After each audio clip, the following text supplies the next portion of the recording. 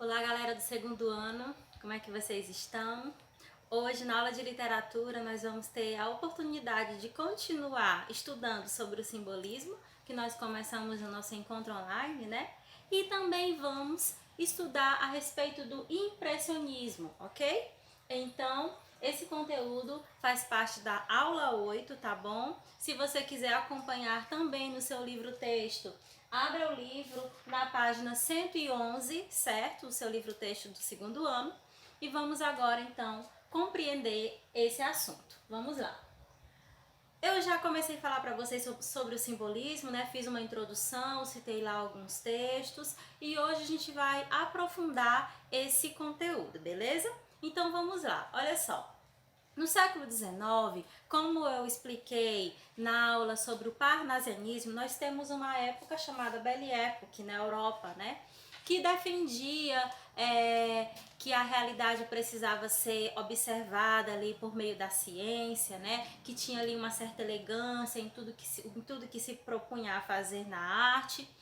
Porém, o que a gente percebe aqui? Que esse período nem sempre foi tão belo, tá? Por quê? Porque assim, o período que nós temos no século XIX, nesse momento aqui, demonstra que o positivismo era para estar em alta, que essa ideia do positivismo ligado com a ciência, né, com o cientificismo, que tudo precisava ser de acordo com a realidade, que tudo tinha que ser observado, analisado por meio da ciência, isso aí não estava tão em alta, não estava resolvendo todos os problemas sociais, os problemas que nós tínhamos, certo? Então, o que acontece? Apesar do otimismo e positividade advindos do pensamento positivista, a burguesia vinha sendo questionada, certo? Porque nós tínhamos ali muitas situações que demonstravam que o positivismo e o cientificismo não conseguiram resolver todos os problemas do mundo, né? Digamos assim. Então, Karl Marx considerava as relações econômicas concretas o motor do desenvolvimento histórico, que é um conteúdo aqui que nós vemos em história, vemos em sociologia, né? Ele como pai da teoria marxista, e aí ele disse no seu manifesto comunista o seguinte: a história de todas as sociedades que existiram até hoje é a história das lutas de classes. Ou seja, nós tínhamos aí um contexto em que a elegância, né, essa elegância da Belle Époque, que era o que o parnasianismo se concretizava, tinha ali o seu alicerce, né, sua base teórica, essa elegância, esse bom gosto, foram postos em dúvida, né? Por serem frutos de quê, gente? Do capitalismo, um sistema econômico baseado na exploração de algumas pessoas, né? Privilegiando outras, ou seja, na exploração dos menos favorecidos, da classe trabalhadora, privilegiando então os burgueses, certo? Portanto, o que nós temos? Nós temos aí um contexto em que a arte começa a não gostar dessa realidade, desse tipo de postura, que o capitalismo não estava resolvendo nada, muito pelo contrário, estava privilegiando os burgueses em detrimento das pessoas menos favorecidas da classe trabalhadora, tá? Então, diante desse contexto social, nós temos os chamados decadentistas, tá? Que são artistas que lançavam-se contra a moral e os bons costumes burgueses, contra essa realidade que nós estamos vendo aqui, que eu acabei de mostrar no slide anterior, tá? E aí, porque nós tínhamos uma realidade que demonstrava as pessoas trabalhando muito para enriquecer outros, né? Então nós temos aí pessoas, artistas, né, que começaram a ficar meio que chateados e inconformados, incomodados com essa realidade social. Diante desse contexto, os decadentistas, eles eram entediados com a realidade banal da burguesia, né? Aí o que eles começaram a fazer? Os decadentistas, eles começaram a cultuar a morbidez, o erotismo, a estranheza, ok? Por exemplo, o poeta francês Charles Baudelaire, francês que registrou a vida em Paris, destacando as pessoas anônimas, né, lá na França. Então ele falava ali de moradores de rua, falava de prostitutas, tá? E os seus temas começaram a causar estranheza e ao mesmo tempo fascínio por alguns. Por quê? Porque ele estava negando a lógica e o gosto consagrado pela burguesia. Então a gente tem aqui uma proposta que nós começamos a ver pessoas, artistas que começam a negar essa realidade banal da burguesia, começam a ficar entediados com isso aí e passam então a escrever sobre outros assuntos que não estão necessariamente ligados à realidade, certo? Ou seja, assuntos que têm a ver com o erotismo, com a estranheza, com coisas que não estão exatamente ligadas com o que se via toda hora na sociedade acontecendo, ok? Então, continuando, nós temos aqui um soneto para exemplificar essa proposta que traz aí um pouco de estranheza e ao mesmo tempo de fascínio do escritor francês, tá? Olhem aqui esse soneto. Observem que é um soneto, uma das formas de texto clássica, né? Que também nós tínhamos no parnasianismo. Porém, embora tenha rimas e tudo mais, a proposta temática é diferente do parnasianismo, porque a gente tem lá no parnasianismo muitos textos com descrições, né, com palavras extremamente difíceis, e aqui a gente já tem uma certa formalidade, sim, mas a gente tem um conteúdo que vem mostrar a proposta que eles estavam querendo, que era meio que transcender, como eu falei para vocês no nosso último encontro, tá? Então vamos lá. Soneto Correspondências. A natureza é um templo onde vivos pilares podem deixar ouvir confusas vozes, e estas fazem o homem passar através de florestas, de símbolos que o veem com olhos familiares. A gente percebe aqui já nessa primeira estrofe uma referência à natureza e ao templo, né? Remetendo aí um pouco à religiosidade também. E aqui a gente vem percebendo a presença de vozes. Olha só, estas vozes fazem o homem passar através de florestas, de símbolos que o veem. Então a gente percebe aí que existe uma certa visão e uma mistura do homem com essas florestas, né? Com esses símbolos. Vamos continuar. Como os ecos do além confundem os rumores na mais profunda e tenebrosa unidade. Tão vasta como a noite e como a claridade, harmonizam-se os sons, os perfumes e as cores. Observem aqui aquela característica que eu falei para vocês, a sinestesia, que é a mistura dos sentidos. Olha aqui essa mistura, quando ele fala, né, que existe aqui uma mistura numa tenebrosa unidade, quando ele coloca a palavra unidade, demonstrando que é essa mistura entre o homem, entre a natureza, entre os sentidos. Aí ele coloca, tão vasta, o eu lírico coloca, tão vasta como a noite e como a claridade, harmonizam-se os sons. Ele vem falando aqui de noite e de claridade, que nos remete à visão, e aqui ele vem falando de harmonia entre os sons, que nos remete ao ouvido, né, gente? A audição. Então a gente percebe, olha aqui, os perfumes, olfato e as cores.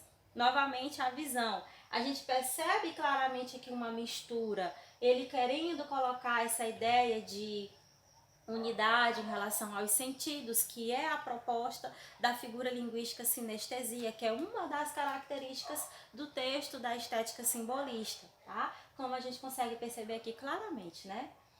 Continuando, há perfumes frescos como carnes de criança, doces como oboés ou verdes como as campinas, e outros corrompidos, mais ricos e triunfantes, que possuem a efusão das coisas infinitas, como o sândalo, o almíscar, o benjoim e o incenso, que cantam o êxtase do espírito e dos sentidos.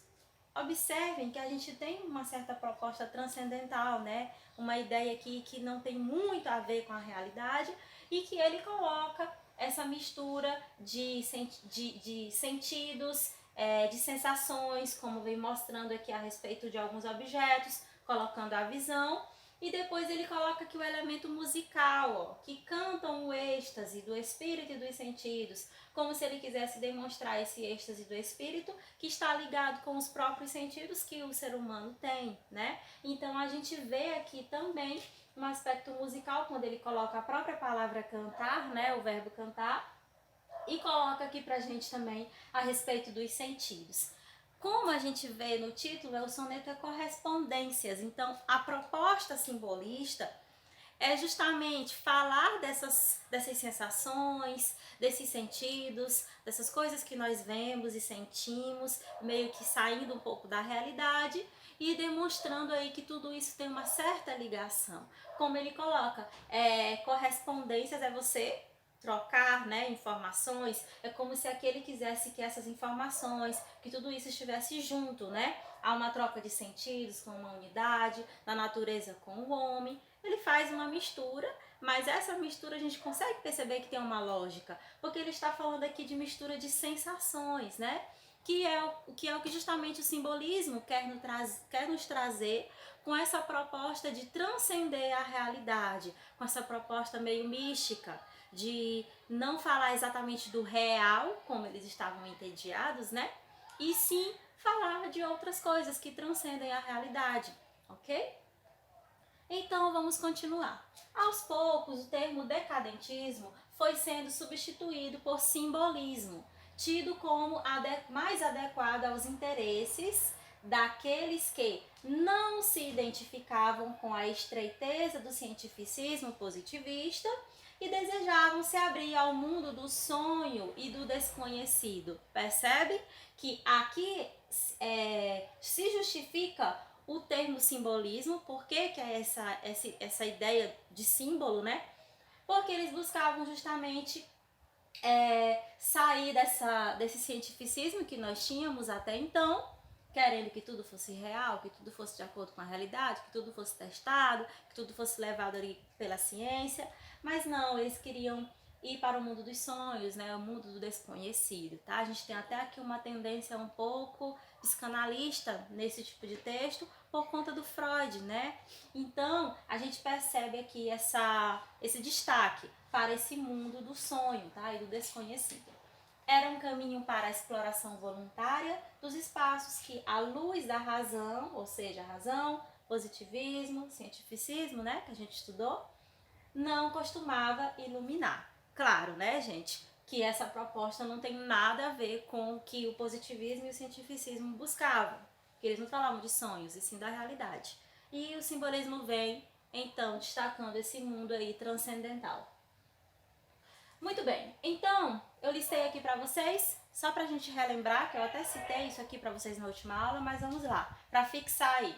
Interessava-se pelo mundo dos sonhos, das abstrações, dos impulsos impalpáveis. Distanciava-se do racionalismo científico ao afirmar que o mistério e o desconhecido eram a essência de tudo o que existia, ok?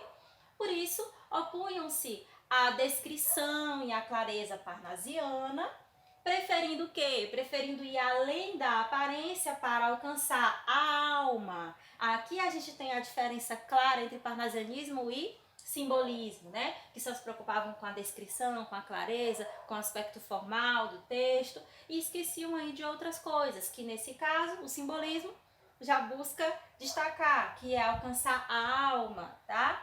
Com o que, gente? Com palavras de maneira sugestiva, musical, com sonoridade, com a vagueza, né, com mistério e com a sinestesia, como eu mencionei agora há pouco, tá? Então essas são as características principais dos textos simbolistas. Muito bem. Nós temos também uma viagem mística pelo mundo, e essa viagem mística pelo mundo acontecia por meio de sonetos e poemas em prosa, com muitas metáforas, tá? Então, acontecia que existia tanto poemas como sonetos e também poemas em prosa, como se fosse ali um poema contando uma história, né? Eram acusados de se isolar em torres de marfim, andando nas nuvens. Por quê? Porque eles não estavam falando do que estava acontecendo na realidade, eles falavam do mundo transcendental, eles falavam do mundo dos sonhos, ok? Se bem que a gente tem, por exemplo, alguns Algumas propostas, como o Cruz e Souza, né, que eu até mencionei para vocês na aula, pelo fato dele ser negro e ele falava muito do branco nos seus poemas, a gente vê aí uma pitada de realidade, porque ele busca falar do branco como uma forma de protestar, né? Então, mas de modo geral, eles viviam aqui nesse tipo de conteúdo, tá, gente? Andando nas nuvens. Estamos falando de temas poéticos, tá? E não da vida política e social dos escritores. Ou seja, isso aqui é bom destacar, porque assim, eles faziam poemas, né? A poesia deles era voltada para essa temática, porém eram escritores também que escreviam para jornais, escreviam artigos, e nesses tipos de texto, tá? Como o nosso livro texto destaca, eles falavam sobre as coisas que aconteciam no mundo, tinham ali seu posicionamento político-social, ok? Mas, como nós estamos explicando, a gente está falando aqui de tendência poética, tá? De temas dos poemas que eles faziam. Isso não exclui o fato deles escreverem outros textos que estavam relacionados ao que acontecia no mundo aí, em jornais e artigos e etc, tá bom? Olha aqui um exemplo, né? Nós temos aí no livro texto, na página 113, tá? Se você quiser destacar no seu livro, pegar um marcador, é bom porque vai ajudar a entender. Vamos lá. Antífona. Antífona é um trechinho de um verso bíblico, ou pode ser falado ou cantado, tá? Nas missas, antes de começar a missa. Então, a gente já percebe aqui uma pitada de religiosidade, né? E da música também, que são características do simbolismo. Olha aqui esse trecho do poema. Ó formas alvas, brancas, formas claras, de luares, de neves, de neblinas, ó formas vagas, fluidas, cristalinas, incenso dos turíbulos das aras. A temática do branco aqui aparecendo do Cruz e Souza, como eu mencionei para vocês, né? Infinitos espíritos dispersos, inefáveis, que é o que não se pode falar com palavras, tá? Edênicos, que tem a ver aqui com o Éden. Aéreos, fecundai o mistério destes versos, com a chama ideal de todos os mistérios. Percebem a ideia do mistério, né? A ideia do transcendental aparecendo aqui como característica da escola literária. Do sonho as mais azuis diafaneidades, que fujam, que na estrofe se levantem, e as emoções, todas as castidades da alma do verso, pelos versos cantem. Então a gente percebe um eurírico aqui que vem falando sobre sentimentos que ele tem, que tem a ver com esses espíritos diversos, falando fecundai o mistério destes versos, como se ele quisesse que esses espíritos fecundai o mistério destes versos, como se ele estivesse chamando para a gente tentar adentrar nesses versos e conhecer esse mistério. E aí ele vem falando do sonho, as mais azuis diafaneidades, deixa eu relembrar aqui, diafaneidades, característica do que é translúcido, do que é transparente, tá? Então ele vem falando a respeito desses sonhos e dessas emoções, ou seja, trazendo essa temática do sonho, como a estética simbolista destaca, e falando até também, ó, e as emoções, todas as castidades da alma do verso, pelos versos cantem, falando que o verso tem uma alma, né? Como se a gente, nós os leitores, precisássemos adentrar nesses versos para conhecê-los, para poder entendê-los, para poder buscar os mistérios que eles trazem, tá? Como a própria palavra inefável nos sugere, que a gente tem aqui algo que você não pode conseguir expressar em palavras. Então ele pede que a gente adentre no verso para poder tentar entendê-lo, mesmo que as palavras dele não sejam exatamente tão claras assim, ok? Então a gente percebe aqui também no finalzinho uma presença da música, né, quando ele coloca pelos versos cantem, e também com a presença das repetições de consoantes e de vogais, que é uma das características dele também, tá? Por exemplo, aqui, ó, formas alvas, brancas, formas claras, a gente tem a repetição da vogal O e da vogal A, que é uma assonância, né? Que é essa repetição aí de vogais, certo? E aí a gente consegue perceber que essa também é uma das características do simbolismo, além de percebermos também aqui, ó, as palavras, por exemplo, mistério, sonho, estrofe, que estão com letras maiúsculas. E quando nós temos palavras com letras maiúsculas nos poemas, em qualquer poema do universo, essas palavras merecem destaque para a gente conseguir entender o poema, tá? Como vocês podem perceber, ó, mistério, sonho e estrofe estão ligados aqui com a ideia que ele quer nos passar, né? Do transcendental, dos mistérios, dos sonhos, que são características simbolistas, tá? Beleza. Esse poema é do Cruz de Souza. Para relembrar, coloquei aqui pra vocês, né? Aqui é a foto dele. Parece o Ed Murphy, né, gente? Então, é um poeta brasileiro, um poeta negro, tá? Filho de escravos, e aí ele teve a ajuda dos seus senhores depois da alforria, a ajuda dos seus senhores nos estudos, e foi um dos precursores do simbolismo no Brasil, tá? De pura raça negra na literatura, único escritor eminente de pura raça negra na literatura brasileira. E aí a gente tem duas principais obras dele, Missal e Broques, tá? E são poemas, o foco dele é a poesia, e é conhecido então como o cisne negro da nossa literatura, tá, gente? Ele é natural de Florianópolis, de Santa Catarina, ok? Maravilha! Então, gente, compreendido? Agora nós vamos para o impressionismo, tá? E vocês vão perceber que existe uma certa ligação entre o simbolismo e o impressionismo. Olha só, o simbolismo foi contemporâneo a um movimento de grande importância das artes plásticas, o impressionismo. Que movimento foi esse? Lá na França, nos anos de 1860, finalzinho ali do século, metade, né, do século XIX, os pintores estavam descontentes com a pintura apegada a padrões acadêmicos que valorizavam o quê? A cultura histórica e a reprodução exata da realidade. É exatamente o que nós temos com a proposta dos escritores simbolistas, que não estavam ali conformados, estavam descontentes com os escritos que estavam sempre ligados à realidade, ou que estavam descrevendo, como o parnasianismo nos mostra, né? Sem ter exatamente um objetivo maior. Então a gente vê aqui esse descontentamento, né, desses pintores, tá? Com a difusão das câmeras fotográficas, que foi nesse período, os artistas se perguntavam se deveriam retratar a realidade, já que a fotografia faria isso de modo superior. Então a gente tem a fotografia em ascensão. O que a gente percebe? Pintores, artistas plásticos se perguntando, se eu tenho uma fotografia que vai retratar ali exatamente a realidade, por que é que eu tenho que pintar uma obra igual à realidade? Entenderam? Então daí a gente tem o início da proposta impressionista, tá? Como nós vamos perceber já já. Quais são as características do impressionismo? Se sentiram livres de representar a realidade por conta dessa questão da fotografia, como eu acabei de mencionar. Eles tinham a representação dos sutis jogos de luz e cores, que se apresentavam de maneira fugidia de seus olhos, tá? Produção de quadros ao ar livre, como eles queriam mostrar essas luzes, essas cores do que eles viam, mas não exatamente do jeito que a realidade mostra, colocando aí um pouco de abstração, eles iam produzir ao ar livre, não ficavam pintando nos ateliês, certo?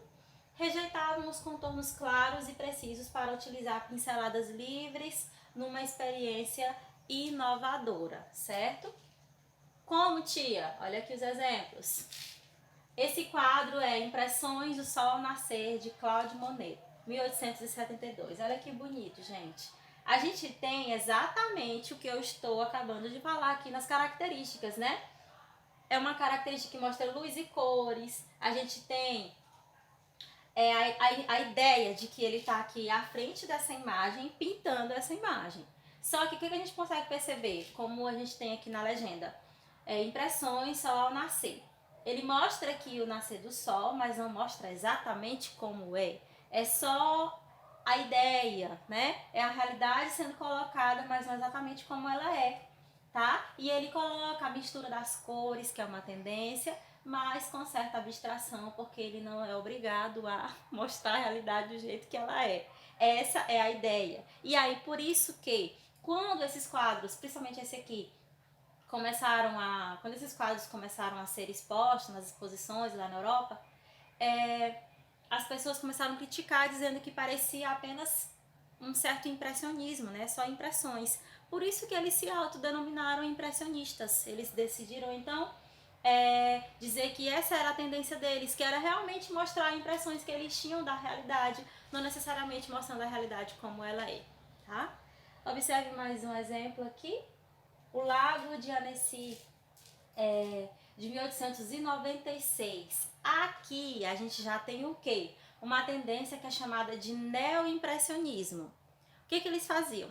Eles começavam a se aproximar um pouco mais da realidade, porém não exatamente como ela é. A gente já percebe aqui uma tendência um pouco mais real, né? Mostrando um lago, uma árvore, as montanhas. Bem diferente dessa daqui, né? Que é bem mais abstrata, tá?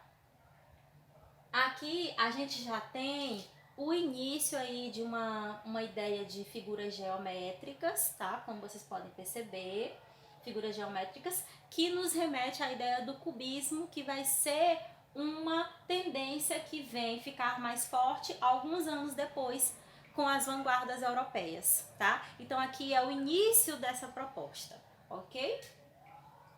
E o lindíssimo quadro do famoso Van Gogh, do pintor holandês. Você já deve ter ouvido falar dele, tá? Se não, apresento a vocês hoje. Esse quadro é A Noite Estrelada e foi pintado em 1889. Observem que, também como a proposta neoimpressionista, buscando mostrar um pouco da realidade, mas não exatamente como ela é, colocando ali a sua singularidade, né, sua particularidade, a gente tem aqui um quadro que mistura cores, mesmo que seja numa noite, como a gente tem aqui no título, A Noite Estrelada. Aqui embaixo a gente tem uma cidade que está dormindo, né, à noite, uma cidade calma, e que ao mesmo tempo o autor coloca em comparação com a maneira que o céu está, que não parece ser nada calmo. Ele tem um céu aqui com a lua bem forte, né, bem iluminada, e as estrelas meio que inquietas. Esses pontinhos amarelos aqui demonstram as estrelas e o céu inquietos, colocando aí essa dinâmica, né, entre o calmo e a inquietação, e colocando essa proposta que parece demonstrar o que o autor estava sentindo, né? Visto que, segundo os registros, esse quadro foi pintado quando ele estava em tratamento numa clínica de psiquiatria, tá? Então, gente, essa é a proposta do impressionismo, que nos remete um pouco ao simbolismo, né, da estética literária, porque traz essas propostas meio abstratas, transcendentais, que é o que nós vemos nos textos do simbolismo também, ok? Espero que tenha ficado claro. Façam os exercícios, tanto da apostila quanto do caderno de exercício desse conteúdo, e até a próxima aula.